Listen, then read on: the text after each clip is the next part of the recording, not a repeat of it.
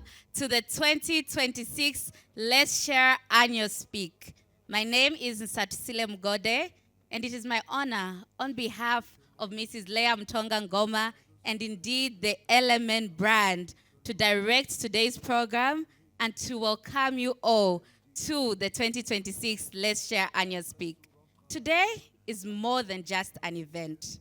It is a gathering of minds, ideas, and it is a sharing and prompting towards great things. The theme is work-life balance. And throughout the various sessions, we'll be encouraged to have fresh perspectives. We'll be encouraged to take charge of our lives and our careers. These are moments that will stay with us long after today has gone by. The concepts of Let's Share is simple but very profound. When knowledge is shared, possibilities expand. But as is the theme of this Let's Share Annual Speak, there'll also be exciting segments such as sharing about what the proprietor, Mrs. Leya Mtonga Ngoma, loves to do. As you can see, she is adorned in a lovely burgundy and gold suit with matching shoes. What most of you may not know is that she loves the color god. This reminds her of royalty. She hails from the Chimukwala village in Lundazi, Eastern Province.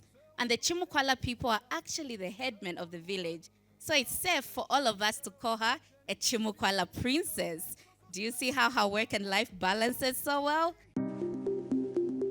Thank you for choosing to visit the Leya Ngoma website, a hub for the constructive and enjoyable exploitation of knowledge and experience. The website is carefully designed to meet your all-round learning and growth needs as a human actor in an organization, connecting you to the available modern tools to turn you into a relevant, reliable, and efficient player. For free training, visit our events page and diarize our exciting webinars. We are also available for booking for private workshops and conferences. We promote talent and innovation as one of our key objectives. We invite you to contact us to showcase yourself and build your personal brand. The website also has a wealth of resource. Visit our blogs page for our experiential articles, video gallery for visual learning and sharing, and downloads page for thought-provoking and insightful material for your reference. Follow our founder, Leya Mtonga Ngoma, on LinkedIn, Facebook, YouTube, and Instagram for further interaction. Let's share.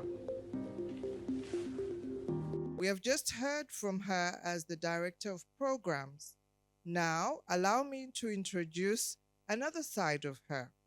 Satusile is a creative writer, Deputy Editor of the Law Association of Zambia newsletter, a blogger and passionate about telling Africa's stories, a performing poet, and founder of the Nsatu-rated Thoughts, a creative platform where she transforms words into art. For a moment, she will step away from the microphone of the Director of Program and fully step into the voice of the poet. Please join me in welcoming back to the stage Satusile, the voice behind Nsatu-rated Thoughts. Look around. Can you see it? The world moving so fast, it's like time itself is out of breath.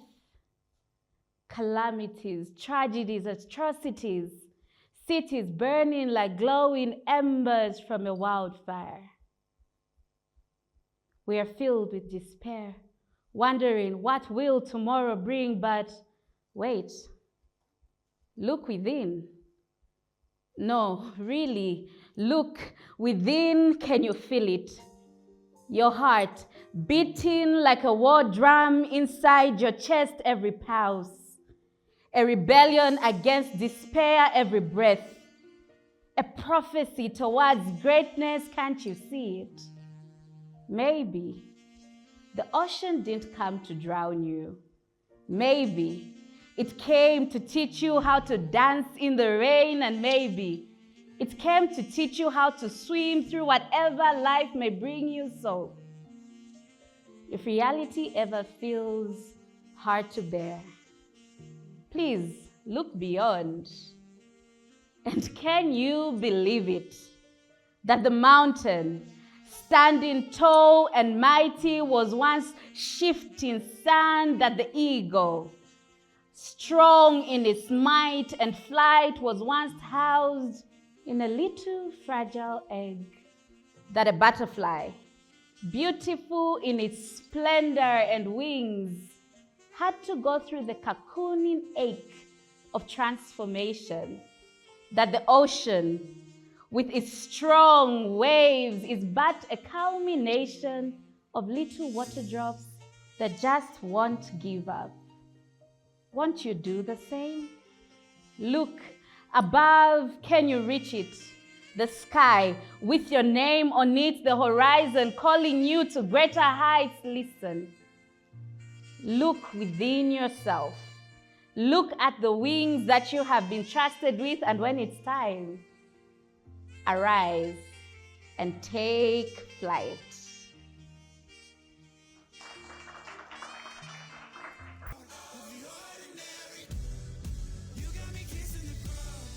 Ladies and gentlemen, at this point in the program, I'm excited to introduce a lady who is definitely out of the ordinary. She is a mentee of the Elements Structured Mentorship Program. She describes her personal brand with 3 words. She is driven, she is motivated, and she is spirit-filled. Today, Miss Diana Mutinta Simujika will be presenting and unpacking the concept of triangulation, triangulators, and the triangulated. What is this and what does it mean? To learn about what we should know on this topic, please let us join in a round of applause as we welcome to the stage Miss Diana Mutinta Simujika.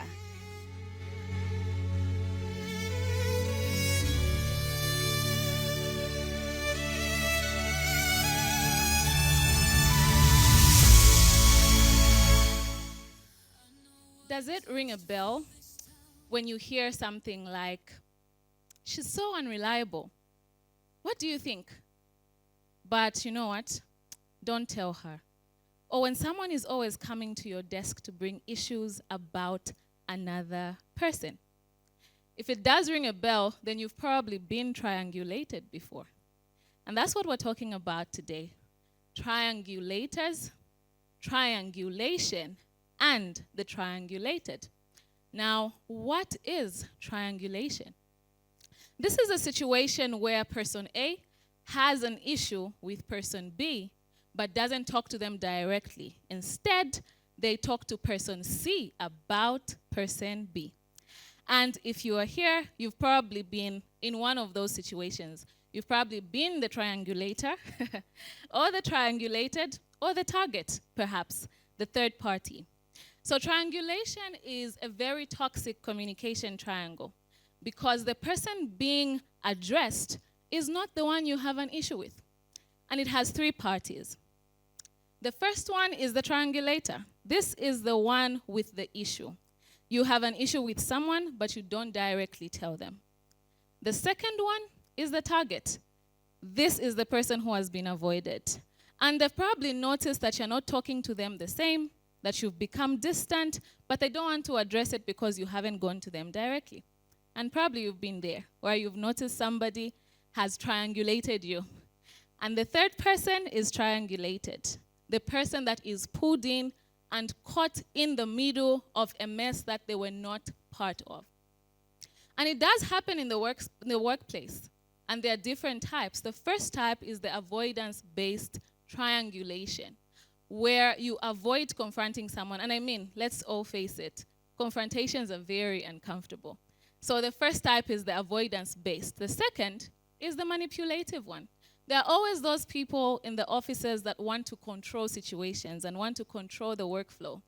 Those can be very manipulative. The third type is the validation seeking. Those that want you to validate their emotions even when they are wrong. Right? And there are different people in offices like that. The other one is the conflict diffusion type. You have a conflict with someone, but you don't want it to end there. You want to spread it out so that the whole office is affected. And the last one is the leadership failure, where leaders fail to teach the people in their offices how to communicate better. Now, why does triangulation happen? The first reason is something I've already mentioned, the fear of confrontation. People worry about sparking tension, so they would rather not address the issue. The other one is emotional immaturity. A lot of people actually lack the emotional intelligence to handle conflicts the way they are supposed to be handled. The other reason is poor communication culture. So there's indirect communication all the time. People are rolling eyes in offices. People are not responding as they are supposed to. The other one is the desire for control. Other people just want to divide teams. They want to divide people. Or they want to forge the boss against you. And so they triangulate you. The other reason is a power dynamics and hierarchy problem. You know, as a junior employee and you have a problem with your supervisor, how do you confront them about the problem or the issue that you have with them? The other one is workplace politics. In competitive environments, triangulation is very, very rife. And we need to recognize it before it spreads. So what are some of the signs of triangulation? The first sign is when you notice that people are always speaking about other people and not to the people that they have an issue with. That is a sure sign that there's triangulation there. The other sign is when they tell you, okay, I'm just telling you, but don't mention it to them, okay? That's a sure sign that there's triangulation happening there. Another sign is when they are pressuring you to take a side. There's no need to take a side, but they want you to take their side. Triangulation is happening. Another thing is when there's information inconsistency. Everyone is giving a different version of the story, but it's the same story. Tomorrow you hear this, the next day you hear that. Triangulation is happening there. The other sign is the Dear Abby effect, where you become the office therapist. Every issue comes to your desk. Everyone is crying in your office. Everyone wants to talk to you about the next person. Remember, you are not the office therapist. And so that's a sure sign that you are being triangulated in an issue that you were not part of. And of course, it has a devastating impact on individuals, on teams, on organizations eventually. On individuals, reputations are damaged when there's triangulation.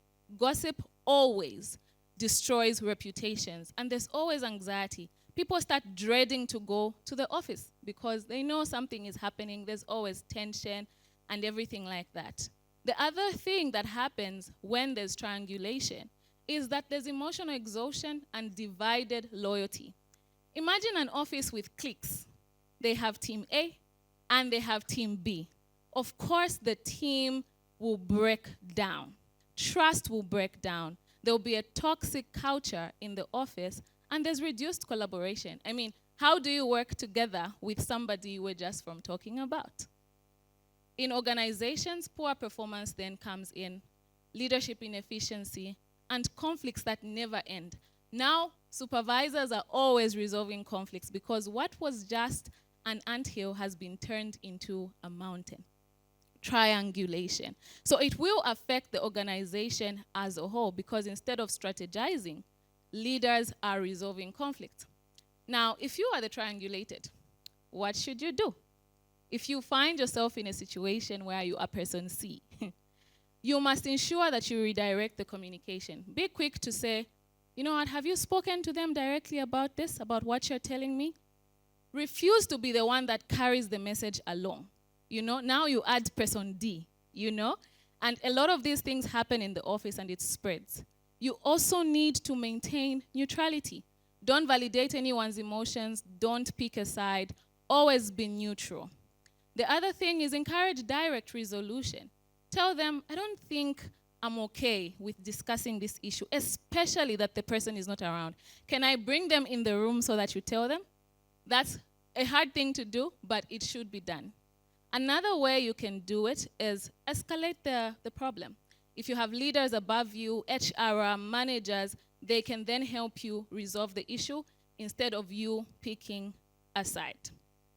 And you should also address the triangulator, right? Address them. Tell them, I don't think that this is okay, and you should be able to tell the person that you have an issue with. Now, I've talked about the toxic sides of it, but can it ever be healthy? And it can. Triangulation can actually be healthy. When you are solution-focused, it will be very healthy because you are not talking about them only to vent and put your frustrations forward or to validate yourself, but you want a solution to be brought forth. When you're also confidential about it, you haven't spread it across the whole office, but you just want a solution.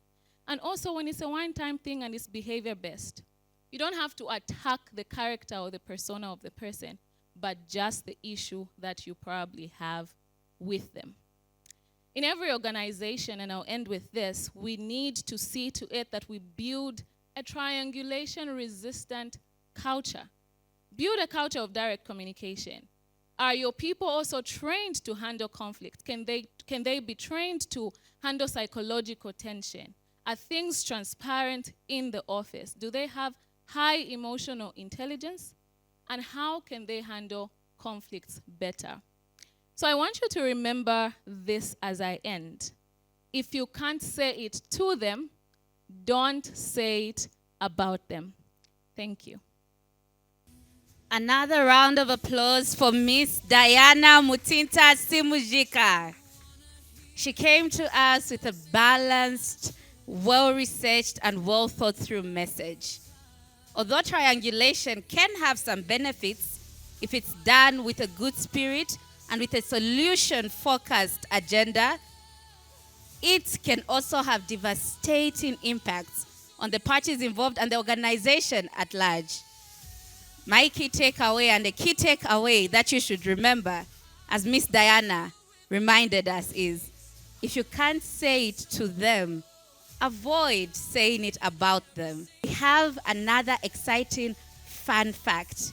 If you look around in the room and you spot the proprietor, Mrs. Leya Mtonga Ngoma, she's now wearing a dirty gray suit with trousers, pants, and watch the split sleeves that are accentuating the suit. Although we are called to wear modest colors, she believes that we should not abandon style. And she is the embodiment of style. Ladies and gentlemen, our theme is work-life balance, and what better way to demonstrate a balance than a stylish suit. Thank you, and I'll be right back. Are you looking to be an enlightened corporate governance actor, leader, and champion?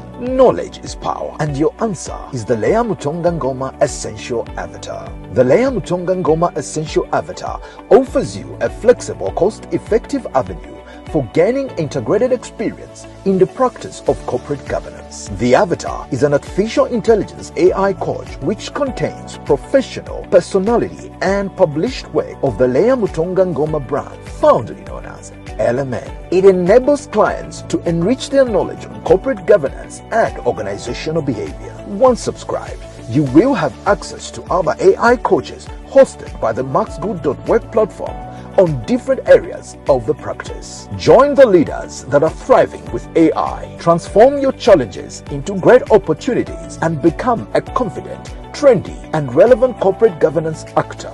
Subscribe today for only 600 kwacha per month and pay easily through a Visa card or any local Zambian mobile money networks. Take the lead, subscribe now, and let us partner in sharing knowledge. For more details, visit our website on www.leyamungoma.com. LMN, the brand that breaks ground. Ladies and gentlemen, we're now about to be ushered into an interactive segment of the Let's Share Annual Speak. There's something about lived conversations that root from lived experiences. This is what the mentees from the Element Structured Mentorship Program are about to bring in this segment. The conversation will be led by Miss Lucia Mwanza Mwale, and she'll be in conversation with, once again, Miss Diana Mutinta Simujika. Ladies and gentlemen, let us welcome them back to the stage with a round of applause as we listen in on their very insightful conversation. Diana, I'm so excited to hear you share more about your experience with the mentorship program.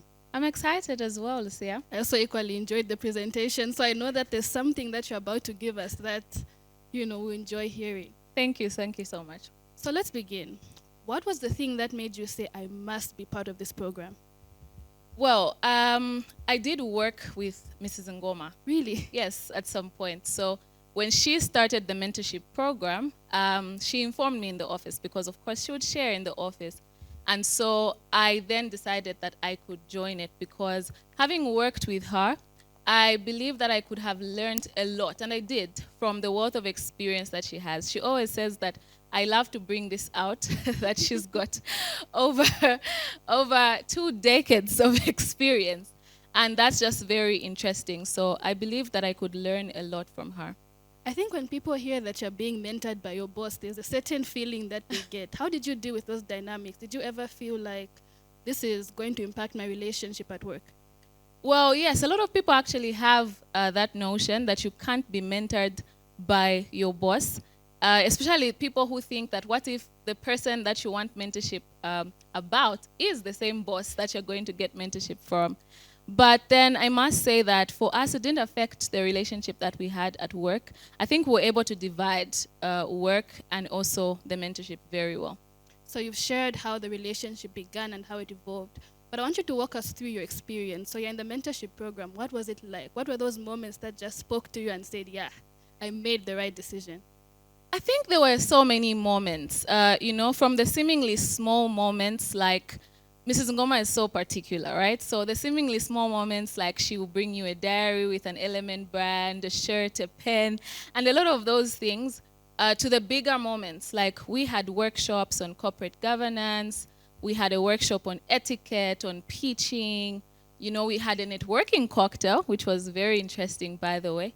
And then we also had one-on-one sessions with her. I think those were the most interesting for me. Really? Why were the one-on-one sessions interesting for you? I think that they had a roller coaster of emotion. Maybe that's why I say they were interesting. Because, first of all, you're kind of nervous. You're trying to think. I can relate to the nervousness. You're trying to think, what am I going to say? Am I going to say the right things? What will I ask and everything? But then having the one-on-one sessions actually got me to learn about her better and learn about myself better as well. And I could ask any question, no matter how weird. She never judged. I can attest to the fact that she never judged. But I also share the sentiment of feeling nervous. Mm-hmm. When you're seated with someone one-on-one, you're like, what if I say the wrong thing? Yeah. What if she judges me? Mm-hmm. But I think you can agree that there was no judgment in that sphere. We learned so much. Yeah, never at all. Actually, some of the conversations that we had were not even work-based. I remember one of the conversations, we went for a drive, by the way, because I had told her that I love long drives. So she will always incorporate something that you like in the one-on-one sessions. So we went for a drive, and we were talking about teenagers and how they are so under pressure to impress in this generation. And they are going all the way to do even the most unnecessary things just to keep up an image. So I think I really enjoyed the one-on-one sessions. That's true. They were very personal, and you could tell that she put in a lot of effort to make it particular to the person. Yeah. So she knew that you like drives, and then she took you on a drive. I'm just putting it out here. I like flights, so she can, take you on a take flight. me on a flight. Yeah. Preferably South Africa, but let's not push it. But yeah. So you've shared your experiences, and you've shared about how you'd go on drives. I want you to share your learning experience as well. What was learning like? Because we were a group of people, but we were also with her. Can you walk us through what learning in the mentorship program looked like to you? I think the learning was both structured and even informal. I think that even in structured learning, one should be able to observe beyond the notes. to observe beyond what you've been given or beyond the structure. So for me, I did learn a lot from all the structured programs that she put across. But even just from observing, I could observe sometimes when she's putting an event together, you could see how meticulous she would be, how detail-oriented she would be, and how excellent she would want everything to be. So she may not have told you, be excellent, but you can tell from what she's doing, and you can learn to be even a better professional in that regard. That's very true. She just gives excellence. Yeah. And every single time you're standing with her, you're like, okay, maybe I can't sit like this. Maybe I can't talk like this, because the excellence just diffuses onto you. But I also want you to share, in the mentorship program, we were a group of people. How did learning from different professionals impact you throughout this program? I think it was actually very interesting. Sometimes we think that we can only learn from people in our field. But you get to see that certain skills cut across every field. So you learn from other people, different skills, communication, public speaking, networking, pitching, and everything like that. So for me, it was very interesting to even learn from people who were not necessarily lawyers. Yeah. Yeah, I love that. So as we conclude our conversation, my main question is, what have you noticed about yourself after the mentorship program? What impact has this had on you, not only professionally, but also personally, on a personal level? I think I have learned to be more assertive. I think Mrs. Ngoma is a very firm person, very confident as well. So I think I've learned to be more assertive, more confident in my decisions. And I think that was one of the first conversations we ever had, about confidence. But another thing I have learned is to give time some time. Mrs. Ngoma always talks about her journey and how that not everything will happen now. Wait it out, but keep on working. Don't put yourself on the pace of other people, because you have your own pace. So walk your own journey. And yeah, I think that's what I've seen as a difference after the mentorship. See, I think people who haven't been part of the mentorship program are feeling a bit jealous. If I were them, They I'd feel should very be. jealous. But to our viewers listening, if you would like to find out more about the Element Structured Mentorship Program, the details will be on the screen. Thank you so much for your kind attention. Ladies and gentlemen, another round of applause for the mentees from the Element Structured Mentorship Program. There was something very awakening about the conversation that was being had. I'm sure you felt it just as much as I did. It was honest. It was a combination of fun. It was a combination of serious. And in her reflections, Miss Diana mentioned how she learned beyond the notes. This is just a reflection that the Element Structured Mentorship Program will not only teach you in writing or in words, but also in deeds. And that is such a remarkable mentorship trait.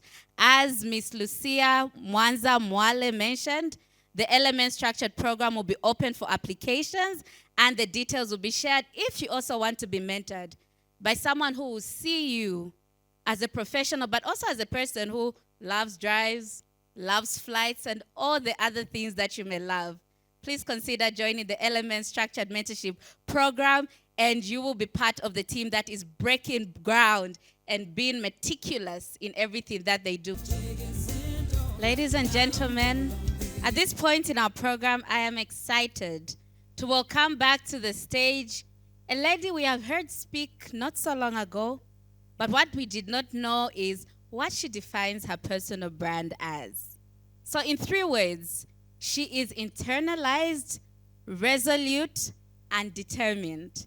She's coming to take the stage to talk to us about something that is very important: how to take charge of our career trajectory. Ladies and gentlemen, a round of applause as we will come back to the stage, Miss Lucia Mwanza Mwale.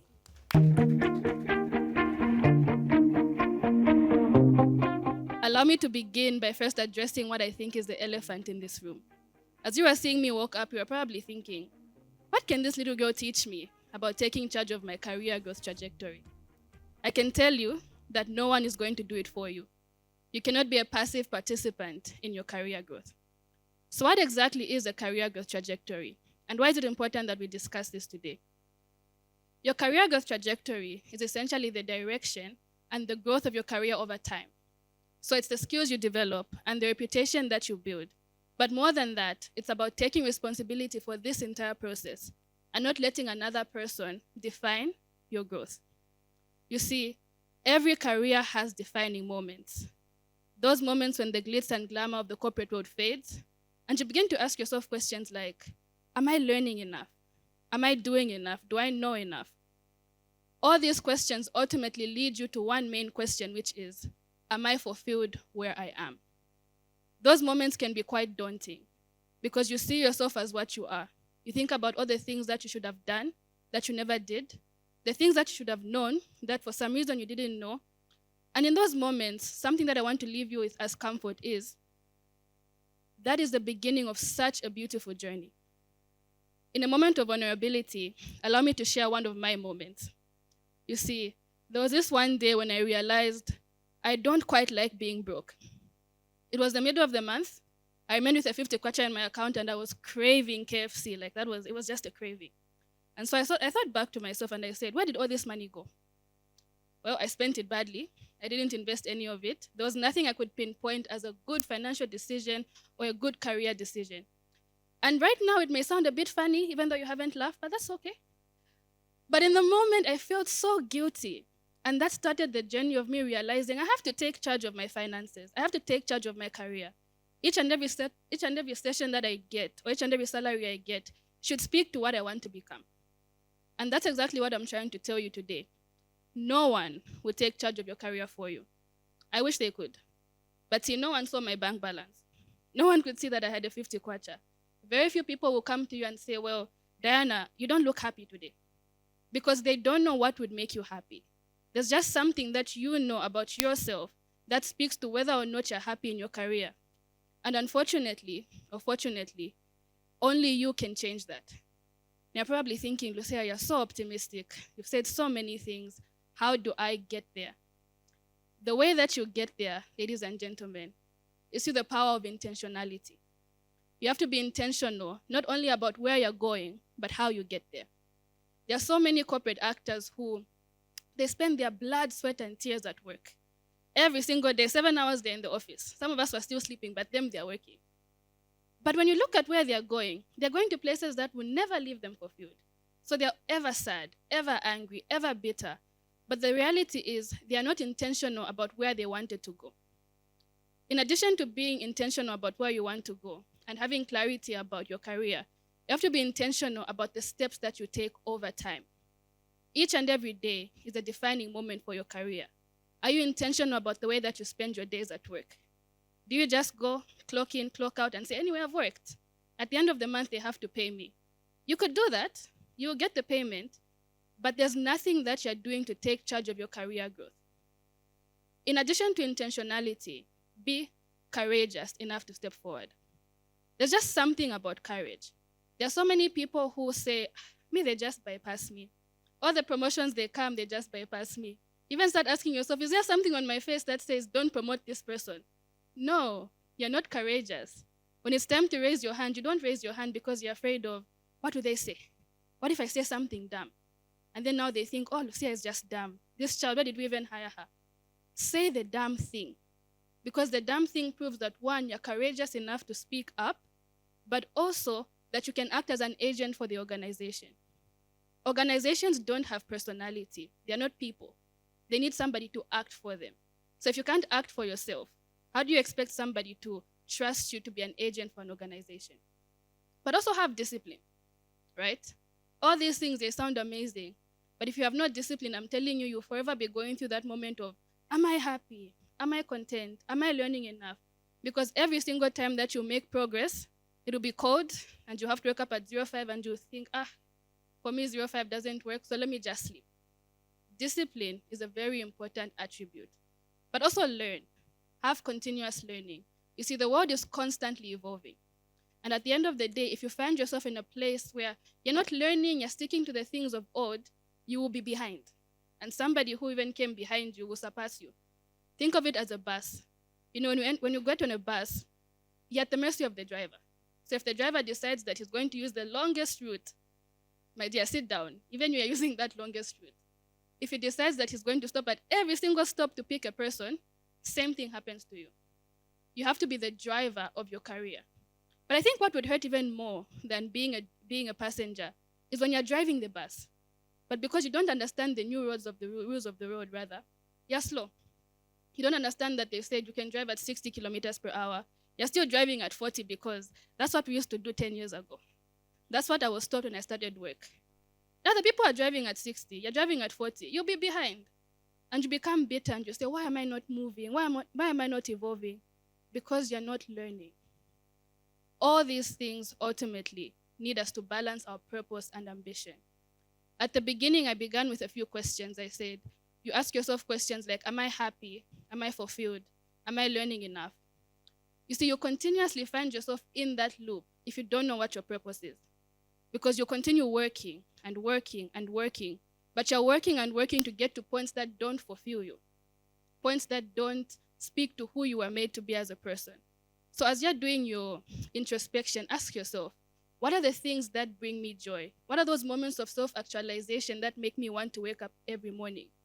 Those are things that inform your career trajectory journey. As I was preparing this presentation, a few reflections were, being young is hard. If you're old, maybe you don't understand this, but me, being young, I've realized that it's hard. And I imagine I'm the youngest person in this room, so I can say something about that. Because everybody seems to have gone further than you. So you stand and you're like, I'm finally in my 4th year of university. Everybody is called to the bar. Then you're like, it's okay. But you have to understand that where you start from doesn't determine where you're going to end. It's a journey. A journey meaning I'm here today. That's not where I'm going to be in 10 years because I'm taking charge of my career trajectory. There's something about understanding growth as a journey that makes you kinder to yourself. It makes you understand that just because you're wearing maybe Crocs or pata-patas doesn't mean you can't go far. Because it's not the type of shoe that you're wearing that determines where you're going. It's the direction of your footsteps. You see, you have to have personal responsibility. That's a word that people don't like hearing.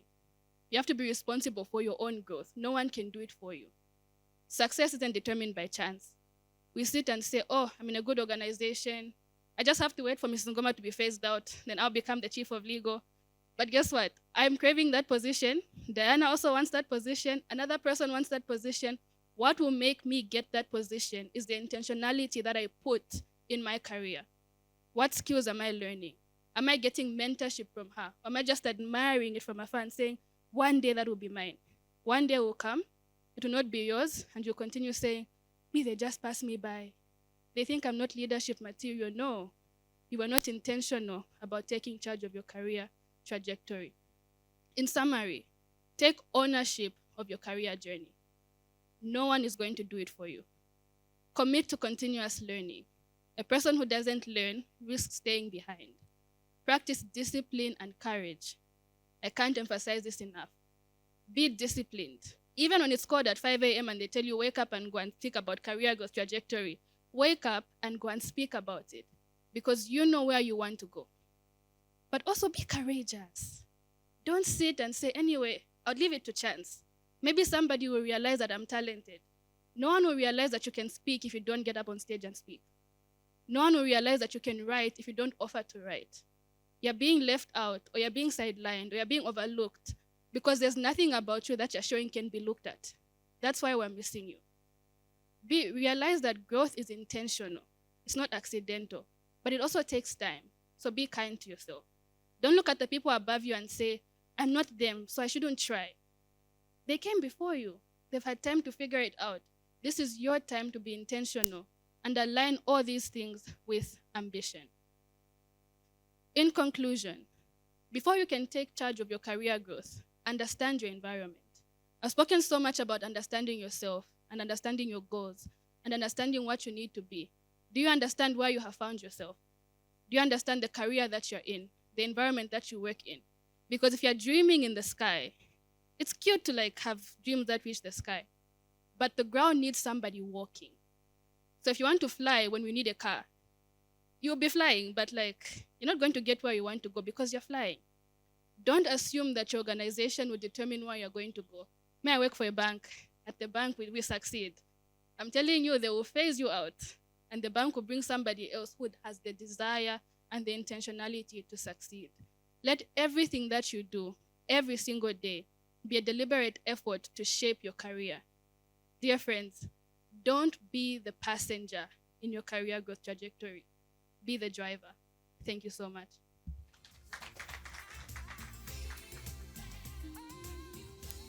Who else is feeling like flying? There's something in the environment that just feels recharged, rejuvenating, and it just makes me feel like going back to my drawing board and planning out how I'll intentionally take charge of my career trajectory.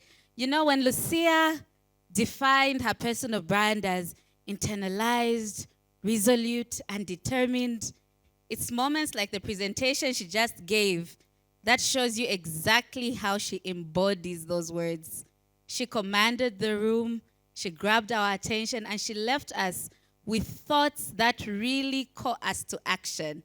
So another round of applause for Miss Lucia Mwanza Mwale, as she reminded us that we have to be intentional, courageous, and disciplined even as we drive our career growth.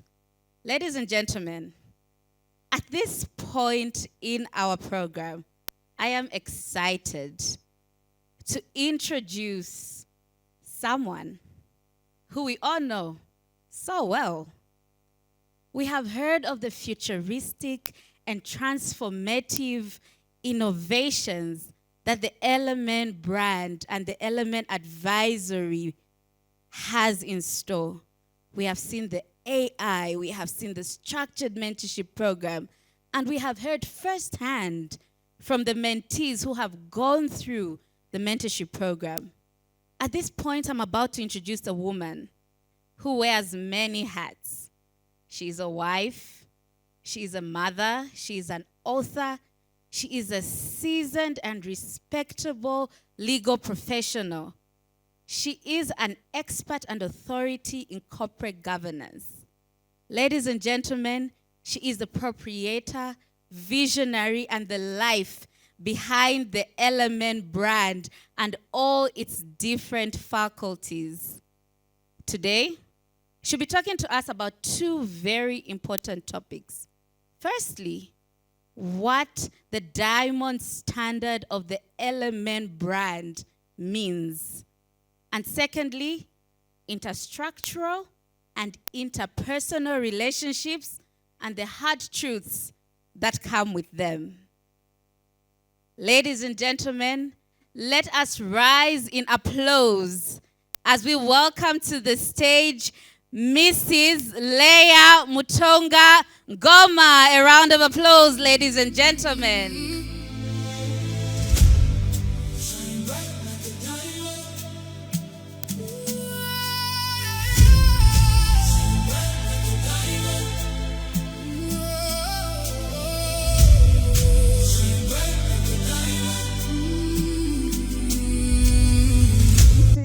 Thank you.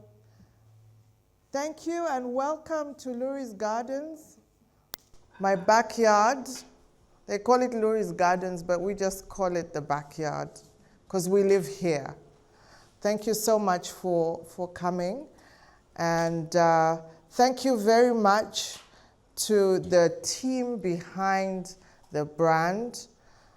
There's been a lot of Mrs. Ngoma this, Mrs. Ngoma that. I would never do what I do alone. So I will do something that I haven't done in the past two speaks to just appreciate the power behind the Element brand. So we have Umuranga Media, who have been my media for I don't know how many years. This is their, third year?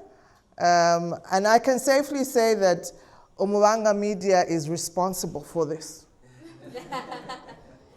It was so hard to learn how to do this, but Umuranga has been very kind. Even when I'm not looking nice, he says, awesome, you know? So Umuranga Media has been working with the Element brand for the past 3 years. I'd also like to appreciate Carol Creations, This is their second year working with the brand, and they're responsible for all this nice decor. Thank you very much, Carol Creations. And in absentia, I wish to thank Dermadel Aesthetics. They've been doing my skin, body, and makeup for I don't know how many years, but they're responsible for when I look nice.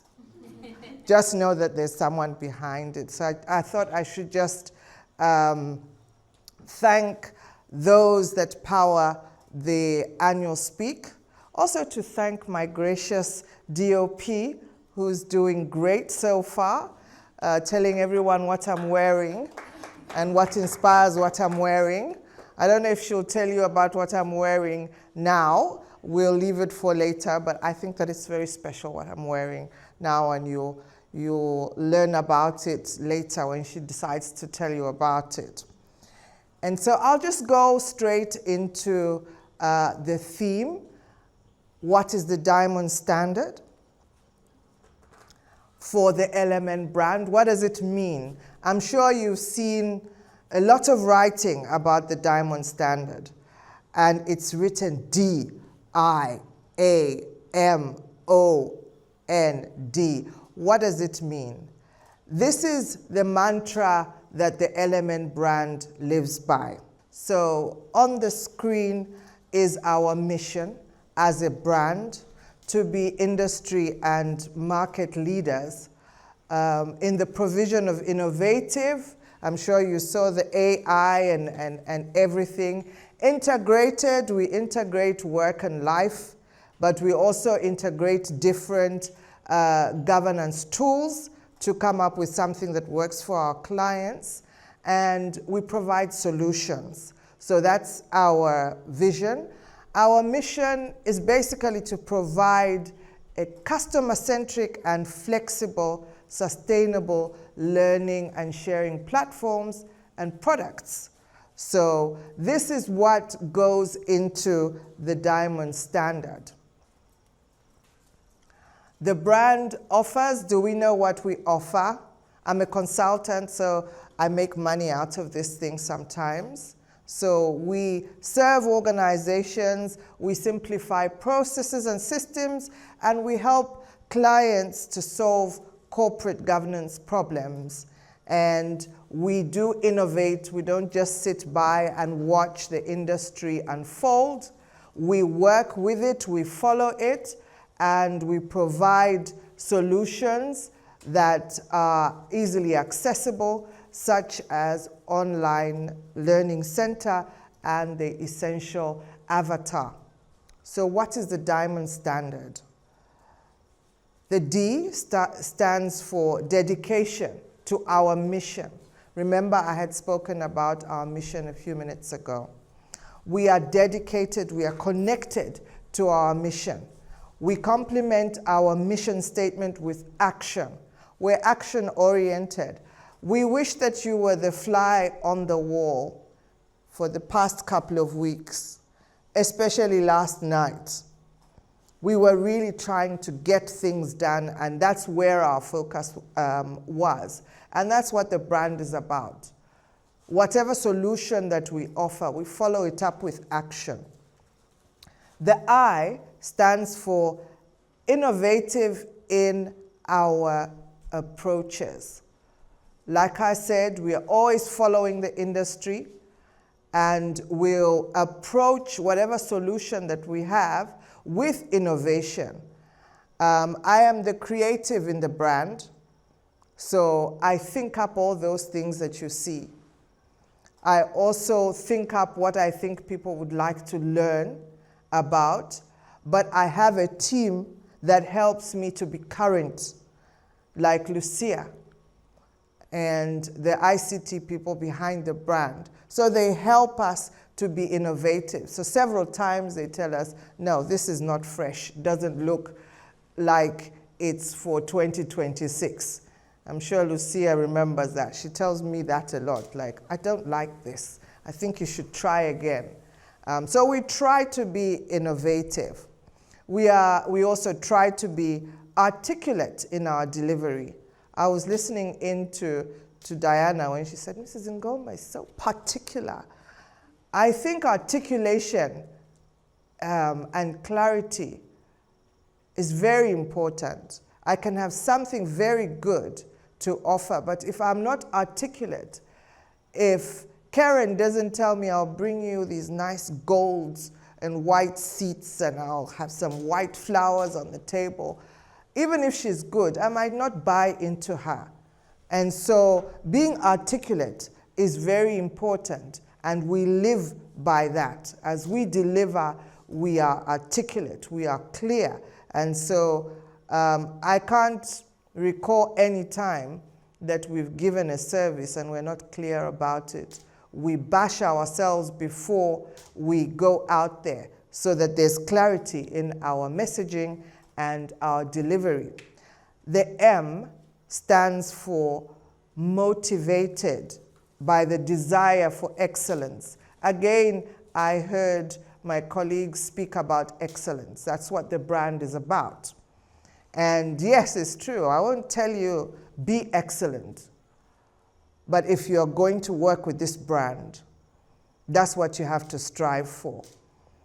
Perfection, they say, is something that is not achievable. So I always say you strive for perfection so that you're as close to excellence and perfection as a human being should be or can possibly be.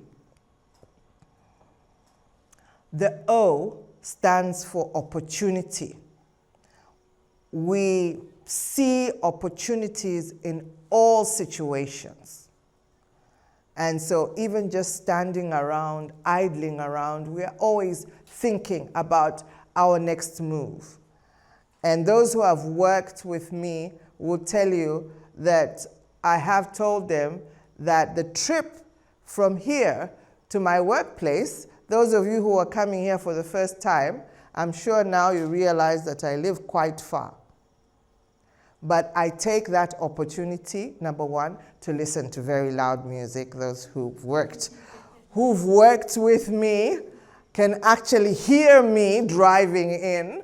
At one time, somebody called and said, Mrs. Ngoma, please, can you just reduce the volume in your car? You know, so I listen to loud music, but I also do a lot of thinking. I take that opportunity to think about my brand and obviously to think about my day at work and things like that. So that's what the brand does. It takes advantage of every opportunity. We don't believe in wasting time, and we turn every situation into an opportunity to excel. The N stands for nimble. Do you know what nimble means? If you saw me in the morning, was I walking like this? Very quickly, walking very fast, wanting everything to get done, okay? So nimble is us delivering, but delivering swiftly, delivering on time. I recall saying, we are running out of time. We're running out of time because I wanted to be ready for this event. And I wanted people to be nimble. I think I recall saying, if you were walking yesterday, you need to run now because there's no time. And so our brand is also about that. With grace and poise, I don't know if I was graceful in the morning, but I think I'm graceful now. We accelerate development and client satisfaction. The last D is we dare to be different. We offer no apologies for setting ourselves apart from competition. So it is our business to be different. It is our business to beat competition by being different. In the industry that we are in, it's very competitive, isn't it? So you're not going to go in with the same things. You're going to go in with some nuance, isn't it? So that people can be attracted to you. So this theme Was very short, intended to be short. I don't know if Mubanga thinks that I have been short. During the rehearsal, he says, you talk too much. I talk for a living. And then he's asking me to break something down in 5 minutes. I think I have tried. And we'll go straight into the next and last theme for this year's annual speak. One which is more of learning. The other one was a lot about selling myself, selling the brand. But this one is now about interstructural and interpersonal relationships in organizations. What are those hard truths that we need to know about those relationships? So what are the internal structures of an organization? So you have your board of directors, isn't it? Those of you who work in organizations. That is a structure. Before we start talking about who are your board members, you have a structure called the board of directors. Then you have your executive management, which is a body that is led by the chief executive officer and is called sometimes the C-suite or EXCO. Then you have your senior management and middle management and support or other staff. This is just a basic model. It can change from organization to organization, but generally that would be the structure of an organization. Interpersonal relationships. So we have spoken about the structures. The structures are operated by people, isn't it? Who perform certain roles. So this slide is about those people and the roles that they perform. So you have decision makers, and the decision makers I'm talking about here would be the people that are sitting on your board of directors. That is not to say EXCO doesn't make decisions and senior managers don't make decisions. But at top level, you have those that make the key decisions for the organization. Then there are managers, which would include executive management. Those that do the day-to-day running of the organization. Then below them, there's a level of supervisors. Okay, so they're lower than executive management. They also make decisions, but they are sitting at supervisory level. And if you want to know the difference between a manager and a supervisor, you can follow me on LinkedIn. The other strata would be the peers, those who you are at the same level with. So you can have peers at board level, you can have peers at manager level, peers at supervisory level, and then those that are the supervised, those that report into a certain office. Structures are about positioning in an establishment, okay? So when they say do a diagram of what your organization looks like, they're probably wanting to know what kind of structures that you have in an organization. And they define strategic roles and accountabilities. So we're now marrying what we had spoken about in terms of the structures and then the roles that are being played. So the board of directors and the decisions, the EXCO and senior managers with the management and supervisors and so on. So the key relationship attributes between structures in an organization. And I've listed a few words here: authority, direction, submission, implementation, and results. So I have chosen these words and I would like to just speak into them. Authority. What is authority in an organization? When you hear the word authority, you probably think the board, isn't it? The board, EXCO. So authority is the formal legal power to make decisions, okay, and take actions that bind the organization.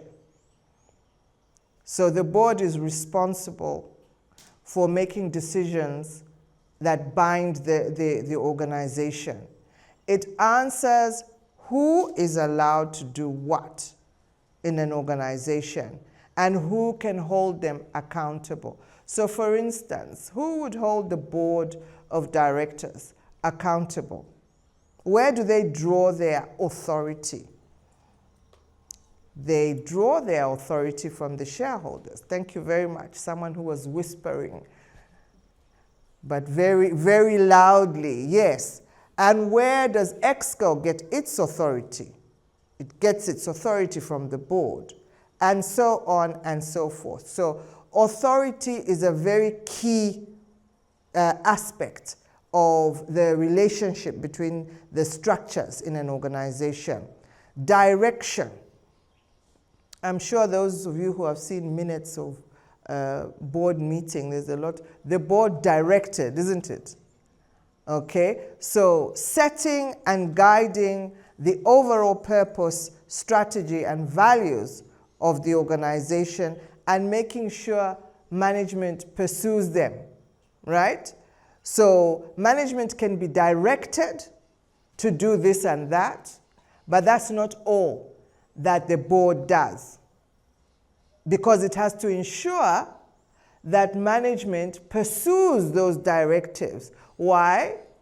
Because it is accountable to the shareholder to deliver on what they were appointed to do. I hope that you can now see how these concepts relate and fall into each other. So the board has authority, and in exercising that authority, it can give direction. The other word I'd like to speak about is submission. When you hear submission, not in a marriage, okay, in an organization, what does it mean? Who usually makes submissions? Management, isn't it? Always submitting to the board because they want an approval, isn't it? So for you to get that decision or that approval, you must make a formal submission to the board, justifying why the board should make that decision that will bind the organization. So submission is the formal act of management presenting information, proposals, or decisions to the board for its review, approval, or direction. It's the main way the board exercises its role without running the day-to-day business of the organization. Remember, the board is accountable to the shareholder. We said that, isn't it? But it doesn't run the day-to-day activities of the organization, but it's expected to answer for the sins of those people in the organization. How does it make sure that it is able to account? It's through things like this. Why do you want to spend X amount of money on this? What's the justification? And when you justify and you satisfy the board, they'll give you the approval. And they will be able to defend it with the shareholders by being accountable. Implementation. Management are implementers of strategy, isn't it? Isn't it? They're very quiet. Say yes or no, you know. Implementation is the process of turning the board's decisions, strategies, policies, and directions into actual actions. You have seen an action log or an action matrix, isn't it? When you are going to the board, you will submit an action matrix. What have you done pursuant to the approval that was given to you 3 months ago? Report into the board. Let the board give you its comments or further direction. Why? Because you are actually agents of the board. Do you know that you are agents of the board? That the actual managers of an organization is the board of directors. But they delegate the day-to-day running of the organization to management. So you do things on their behalf, and therefore it's their business to stick their nose into your business when you come to them to tell them what you've been doing the past 3 months or what you did last month, depending on what kind of a meeting it is. Results, something my brand is very passionate about. Give me the newsletter, Lucia. She has to deliver that result. An organization exists for just that. We don't exist to look pretty, although we like to look pretty. I like nice things and looking pretty and all of that. And I think I look pretty at work. But chances are that my employers are not as interested in how I look than they are with the result. I am there to produce a result for the organization to continue as a going concern, isn't it, Dennis?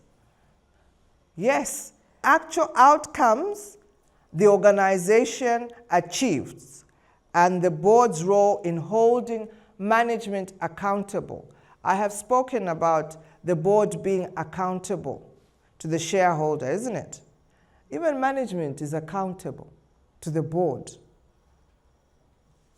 So you do wrong things, you have to explain to the board. You fail to achieve results, you have to go to the board.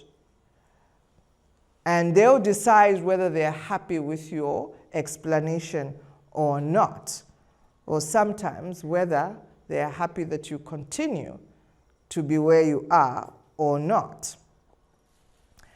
Interpersonal relationships. These involve human stimuli, responses, and intelligence. And I think this is the harder. They call it the soft side of the workplace or the organization. But do you know how complicated an emotion is? Do you know what the body goes through to exhibit an emotion? A lot of stuff goes on. I'm told even some kind of electric current goes on in the body, okay? No electric currents when you set up your board and everything. Everything is very clockwork. But when it comes to interpersonal relationships, there is that dynamic. I have different emotions from the next person. So Mubanga will say, please, can you bring this? And it's 2 minutes before the event, and he's really nice. Sometimes you can't even hear what he's saying. I am not like that. I'm going to scream. Can you please, can we get something done? It's because we're different. We're wired differently, even if we are looking for the same thing. So in terms of human relationships, you have your professional relationship, you have your boundaries. Those are the things that define what kind of interpersonal relationship you are going to have with the next person, in your team, with the next person outside your team, with the person outside your organization. Okay? So it's important that you get some basics about a human relationship in the workplace. The make or break in a professional relationship is usually an indicator of things to come. I always tell this story. Lucia doesn't like it, but it's a story about how we got engaged with each other in work.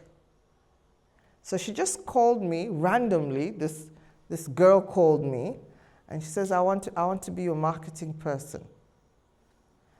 And well, she became my marketing person. But I think that what struck me is the courage that she had to call me. And she tells me that she had already dealt with certain things. The worst that could happen was for me to say, look, I'm not interested. And she had already figured out how she was going to deal with that. So it was go time, right? So it's important how you start a relationship. After we engaged, there was a lot of trying to get to know each other, and that is very normal. In a professional relationship, parties should be able to employ sober and ethical methods, whether there is a problem or there is no problem. Okay? In a workplace, there's a way of expressing happiness or joy, isn't it? I mean, if I started doing some kind of jig or, because I'm so happy that we won a case, I think I'd be the only one doing that, and everybody else around me would be like, here? So there are ethical methods of doing everything in an organization. There are ethical methods of being happy, but there are also ethical methods of expressing unhappiness. And that's how you build on your relationships. One thing I'd like to also point out is that no one in the organization is employed to give another person a hard time. We learned about triangulation, isn't it? And the dangers of triangulation. But I want you to know that there's no job description in an organization which says you are employed to make Leya's life difficult. Okay? So it's important that even as you relate, you should relate with a view of bringing success to the organization and not bringing each other down. Okay? So there's a lot that goes on in organizations between people. There's an art around acting the fool in an organization and actually not being one. And for me, I came up with this sentence because I'm a very impatient person. And I have had to learn to listen. And sometimes you listen to things that are not making sense. And you have to look like you're the fool and you're just listening. But this is about patience. Be patient with yourself, because it won't be long. You're not the fool anyway. This person will finish talking and you will ask intelligent questions. So what I was talking about being the fool and seeing it as listening more than being a clown or whatever. I think you need to train yourself to listen. So the other thing I'd like to speak about under interpersonal relations is the inner peace. You must have peace before you step into the gates of your organization. Peace of mind is a deep-seated human need. It's important for you to be of a certain frame of mind as you engage with other people. If you're always flustered, you will always give people a flustered response. But if you have peace, you will be able to listen, be the fool or whatever it is, okay, and be able to process. And so inner peace or peace of mind, I hear people saying, you know, it doesn't give me peace. So it's somebody else's job to give you peace.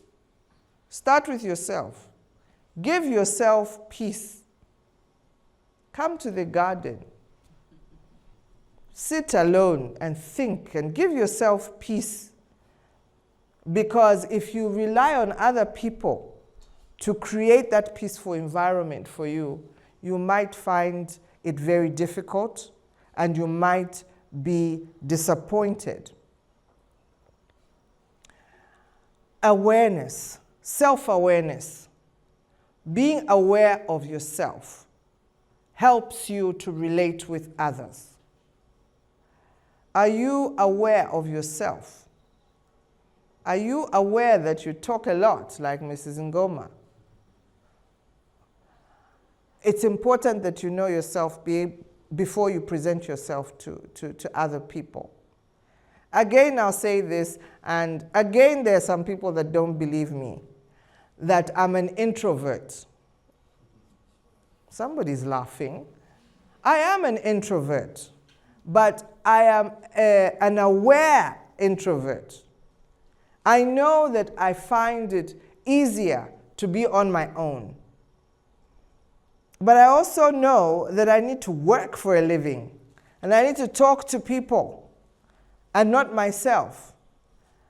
So I learned to develop that power to speak to other people. I learned to develop those attributes, such as eye contact, that someone thinks, they call it a stare. Can you imagine? Mrs. Ngoma has this stare. She does. She has a stare. But it's, for me, it's eye contact, and it's something I needed to learn because it was outside my comfort zone. And I think I do it well for someone to call it a stare. I call it a look, okay? It's a look, but it's something that you have to develop in interpersonal relations. Knowing yourself, being aware of yourself, being aware of your strengths and your weaknesses. One of my weaknesses is I don't know when to stop talking. That's why I have Umubanga here smiling at me like, time up, you know.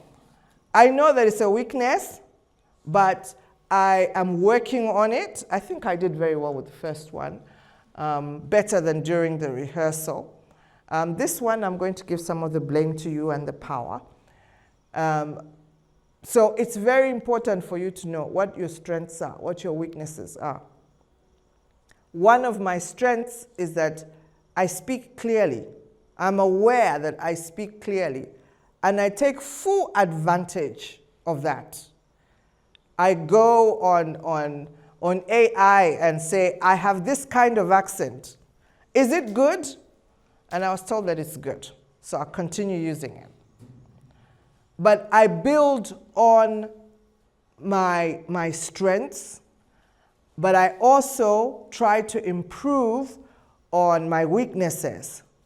And that has helped me with interpersonal relations. There are some people who think Mrs. Ngoma is intimidating. There are some people that say that. And when I was younger, I was like, I don't scare anybody. Look at me. I'm so small. I think I was in denial, but because now I'm aware that I could intimidate someone, I work on that attribute. I want to be graceful. I want to have some poise. I don't want someone describing me as, oh, that forceful woman. Thank you very much for not using it. I'd rather you use assertive, because I think it's more in character, and it tells me that I am not a loose cannon. I used to be when I was much, much, much, much younger, when I wasn't really aware of what my strengths are and my weaknesses are. But that has helped me, because now I walk into a room and sometimes I expect people to look at me like they've seen a zombie, I don't know, not a zombie, some monster or something, because they've been told, oh, Mrs. Ngoma is the one who is coming, and they have all these things about me.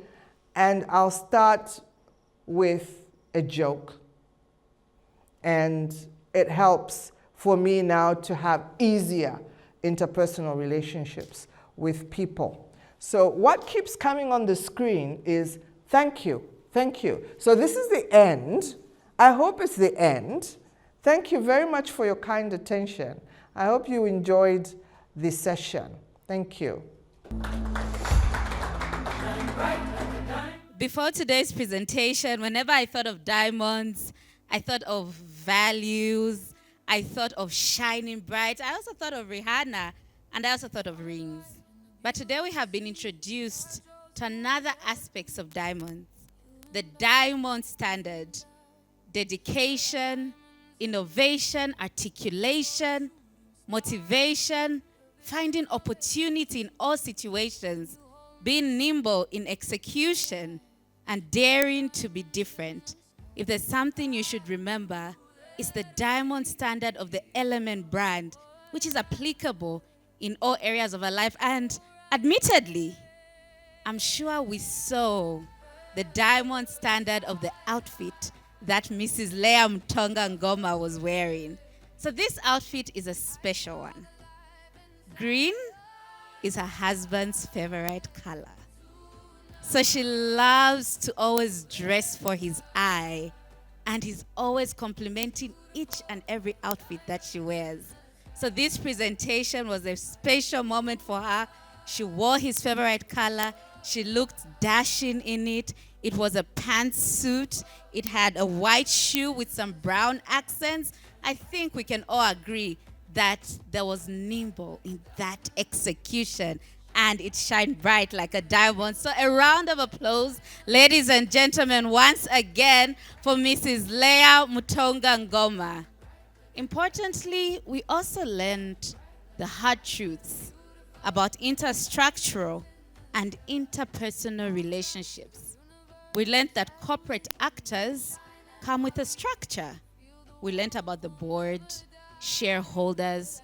We learned how the board delegates the day-to-day management to managers. But we also learned how the human aspect that comes into interpersonal relationships needs to be managed very carefully. And this starts with being self-aware. Before you can relate with the next person, you need to know there's ethics in how happy you can be. There's ethics in how sad you can be, and how you can then relate those emotions. Mrs. Leya also taught us about how we should know our strengths and weaknesses, and what we can do about them, and how we can even use them to our advantage. Ladies and gentlemen, the Let's Share Annual Speak 2026 promised to be many things. One of the promises was that it was going to call you to action. It was going to call you to reflect, and it was going to prompt you to be a better person. And after learning all these skills on how to be better players in interpersonal relationship environments, I believe we'll definitely be better people. For now, we'll have a musical break, and when we're back, there'll be an exciting segment, the first ever LMN Structured Mentorship Graduation Ceremony. Definitely something you don't want to miss. Do you want to set diamond standards in your career or organization? Achieve excellence with a difference. The Element Knowledge Center offers practical online courses for your career and business progression needs. Our courses include corporate confidence and etiquette, corporate governance and operational business of organizations, minute writing and minuting management, corporate social responsibility and corporate environmental responsibility, purpose and benefit of team building, perspectives on contract negotiation, company secretary masterclass, and board excellence masterclass. For more details, visit us on www.knowledgecenter.leyamngoma.com. Click on the Knowledge Center for more information about the courses. LMN, Breaking Ground. Ladies and gentlemen, now this is an exciting segment we have been waiting for. The graduation ceremony for the first cohort of the LMN Structured Mentorship Program. If there's one thing that we have been made aware of throughout the Let's Share Annual Speak, is that the LMN Structured Mentorship Program, as demonstrated by the mentees who were active participants themselves in this session, is intentional about growth, practical growth, growth that we can all see, hear, and even feel. At this point, we'll join in jubilation as the mentees who attended this cohort come and graduate. They're going out into the world to serve differently from a mentor who poured into them graciously in words, in deeds, and even by observation. But before we call upon the graduates, I will call upon Mrs. Leya Mtonga Ngoma to take the stage as she talks us through the LMN Structured Mentorship Program and as we welcome the mentees. But before she comes, she's now adorned in a blue suit and a dark blue matching shirt. There's something about the color blue that demonstrates both strength and peace. It reminds us of the ocean as much as it invites us, as much as it reminds us of the sky. It's this strength and it's this peace that has been demonstrated even in the LMN Structured Mentorship Program.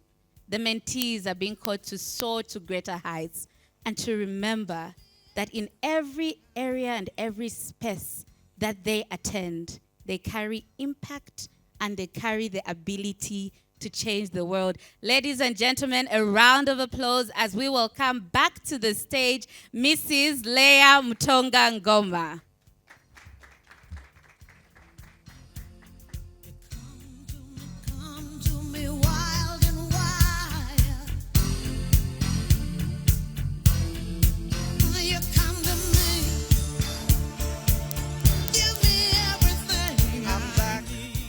Miss me? You didn't have time to miss me. Okay, thank you very much, Madam DOP. I'm here to speak about the LMN Structured Mentorship Program. The first of its kind for the LMN brand was held between 1st January 2026 and 31st March 2026. Before I came up with a structured mentorship program, I mentored a number of people, and I mentored them in two different ways. One very informally, and the other through my employers. My employers have a mentorship program, and we were given a few people to mentor, one of whom is here, and we now work together in our other lives, but I did mentor him, and I had a great time mentoring him in the workplace. I think what was unique was that that was the first time I was mentoring somebody who was not a lawyer, so it was quite sometimes difficult, but largely very interesting. And so one day somebody asked me, so how many people are in your mentorship program? I said, what? Mentorship program? And they said, yeah, people do mentorship programs. So I went online to find out what this was all about and why some people, or people were motivated to do a structured mentorship. And I think I liked the idea, but I wanted to be different as usual. So I took a couple of months trying to figure out what is it that I would do in a mentorship program that was different from what I informally do, different from what program that I have with my employers. And so it was, I think, a good 6 months of telling myself, I think I can't do this, or maybe I should continue and find my way around it. And fortunately, I did find my way around it. And the mantra around my mentorship program is twofold. One is the very general one, which speaks to a mentor helps you to become the best version of themselves or yourself, isn't it? They help you to find your niche and things like that. So generally, that's what mentorship is about. But I also wanted to be more involved in the process and to give my mentees an experience of me, because they say that they are inspired by me. And that was a challenge for me. It's a very big thing for someone to tell you that you inspire them. It's actually quite scary, because then you want to know why. What is it that inspires you about me? And sometimes they'll tell you something you weren't even aware that you do. And you're thinking, okay, so how am I going to teach this person how to be that thing they're inspired to be? And so, long and short, I thought I should give my group of mentees a piece of me.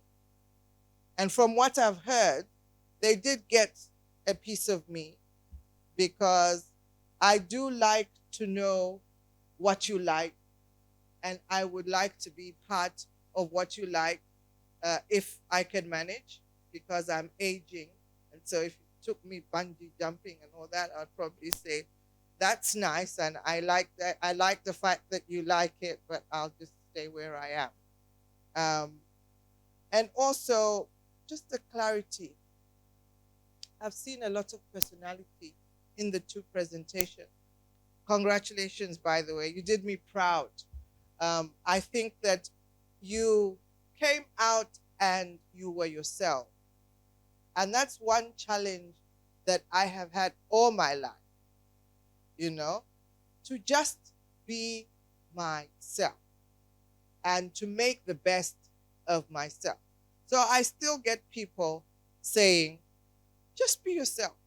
I remember the first annual speak that I had. It was recorded here. And my husband kept telling me, just be yourself. Just be Leya. And I was like, what's that? And so I saw a lot of personality in the presentation.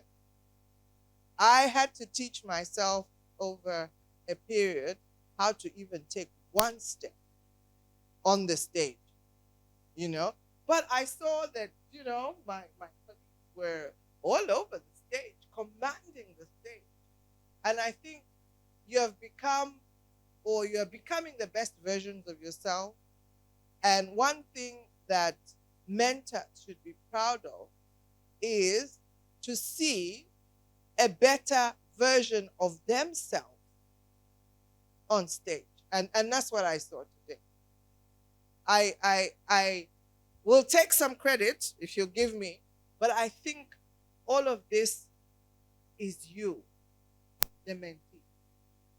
You have come out to be yourself. And I have mentioned that one of my mentees, who is my workmate, who works with me on my brand, has now learned to withstand the stare. She can actually say, "You're staring at me, but this is not good. I am not moving." And for me, that is strength. That's one of the things that I think I can give to someone who believes they are inspired by me. In terms of the program itself, there was getting to know each other as a team, as a group of mentees. There were one-on-one sessions with myself. There were exercises. I made them, do it if you like and things like that. But I think from my language, they knew that, the exercises were kind of mandatory, very intentional. One thing I remember is when the mentees were coming up with their logos. When Diana was coming up with a logo that says she's spirited and all of that, and when Lucia was coming up with a logo, she's intentional and all that, those were very long discussions. I felt a lot of personality from the mentees, a lot of argument. I remember Diana insisted on some. She kept sending me back the same logo and saying, I said, no, but can you think about this? Can you think about that? Then we settled for something. And that for me was very insightful. I also learned through this program the intergenerational interaction that, you can learn from each other. You can learn from the Gen X or whatever it is. You can learn from the Gen Z. You can learn from toddlers and all of that. And for me, I think when you come out of a mentorship relationship and you have both benefited, I think that's very fulfilling. A lot of learning also amongst the mentees. I don't know how many TikToks I sent them. I sent them a gazillion TikToks. Some of them I sent them to them individually because they did a personality test before they joined. And so I had an idea of what kind of personalities I was working with. So thank you very much for giving me this opportunity to work with you and to be of assistance as a mentor. And today, as you graduate, I want to say that this is the beginning.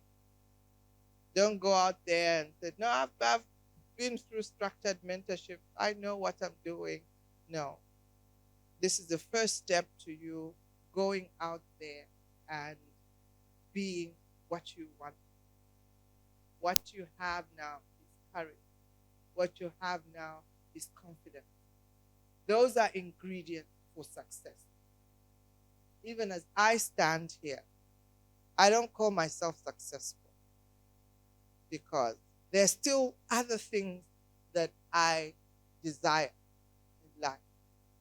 There's someone I would also like to be when I grow up. Okay? And it could be somebody younger, older, same age, doesn't matter. And I believe that for as long as you're living, you should keep striving, because that's the only way we can make the world better. So thank you very much. Thank you for joining the cohort, and thank you for sticking it out those 3 months where you get like 200 texts a day from Mrs. Ngoma, but it was all to cement the relationship and to give you a good experience during the exercise. So thank you so much.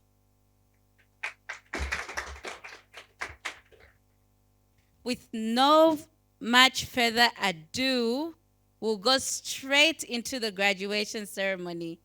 Dear graduates, when you're called up to stage, you will come, shake hands with your mentor, and please stay on stage as the other graduates also join you.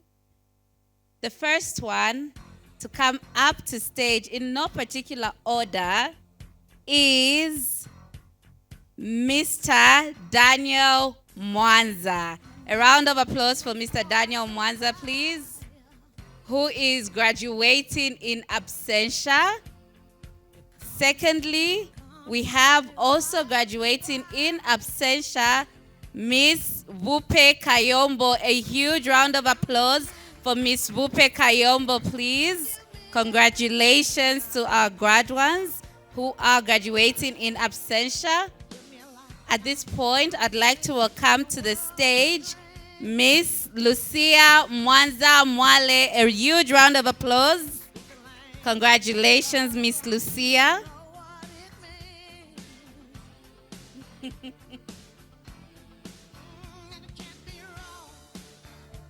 I would also like to welcome to the stage Mr. Siyakwema Siyamalambo.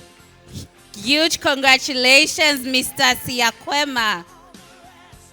Another graduating mentee from the Elements Structured Mentorship Program.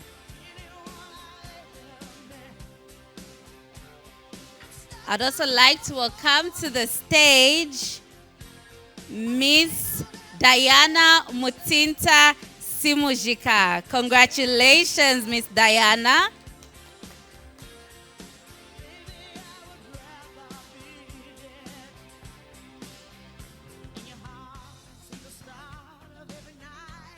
A huge round of applause, ladies and gentlemen, as we welcome to the stage Miss Sefi Lizevete, in absentia as well. At this point, ladies and gentlemen, I'm sure we can all agree that in a certain shape, way, or form, we have been touched and influenced by Mrs. Leya Mtonga Ngoma. This is a call for the rest of us who haven't yet joined the mentorship program to consider doing so. At this point, and with all the present mentees up on stage, I'll just welcome them to please take a formal picture. And for all those in absentia, we'll find a way that the media team can squeeze you into the pictures with AI, perhaps, on a very lighter note. Again, to the mentees and to the mentor who graciously poured herself into various aspects.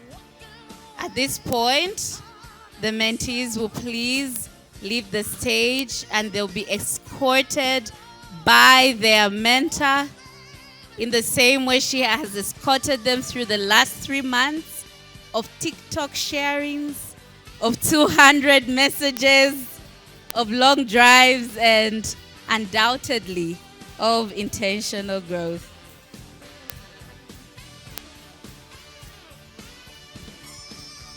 Ladies and gentlemen, today has been many things, but if there's one thing that it has cemented and reminded us, is that the path of growth is an intentional one.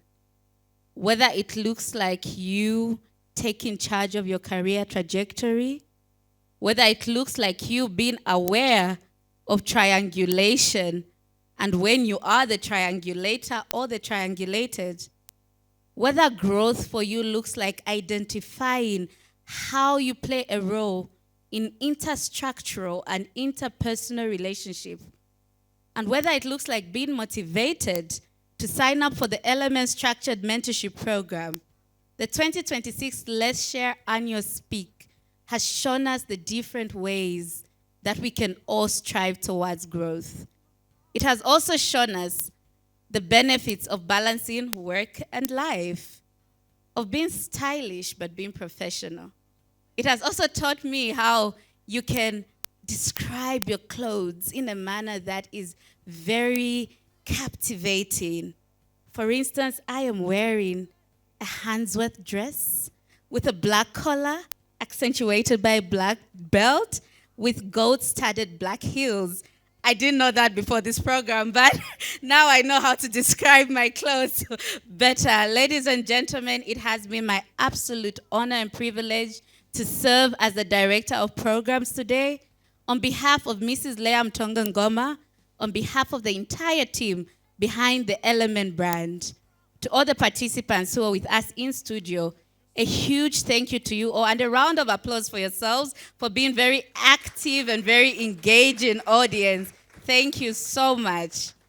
To all the participants who will be watching this bulletin, this recording, thank you also for engaging even as it's airing, for sitting through all the thoughts, and most importantly, for taking heed of the action points and going into the world as better people. To all the presenters who gave of themselves openly and freely. Truly, there was personality in every presentation that came. It looked different, it sounded different, but it all stayed with us. So to Miss Diana Mutinta Simujika, to Miss Lucia Mwale, to Mrs. Leya Mtonga Ngoma, a huge round of applause for pouring into us so graciously. To all the partners of this 2026 Let's Share Annual Speak, to our media partners, Umubanga, thank you for directing with precision. Thank you for telling us where to stand and how to stand, for making sure the mics are controlled, and for doing all the heavy lifting to make sure this looks and sounds as perfect as it's intended to be. A huge round of applause to our media partners. Last but not the least, and I'm sure now we're watching the clock, we've seen some good food being set up, to Mr. Chris, the head chef, and his team, who have prepared us a delicious lunch, which is the next segment of this program.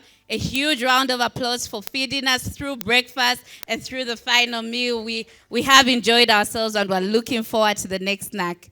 And to myself. The Director of Programs, stroke poet, a lover of words, lover of stories, and lover of engagement. Thank you for having me. Thank you for giving me a platform. And thank you for allowing me to journey with you through this program. A round of applause for me, please. Thank you very much. Ladies and gentlemen, on that note, I am honored and privileged to close the curtains of the 2026 Let's Share Annual Speak. Until next year, stay blessed and thank you.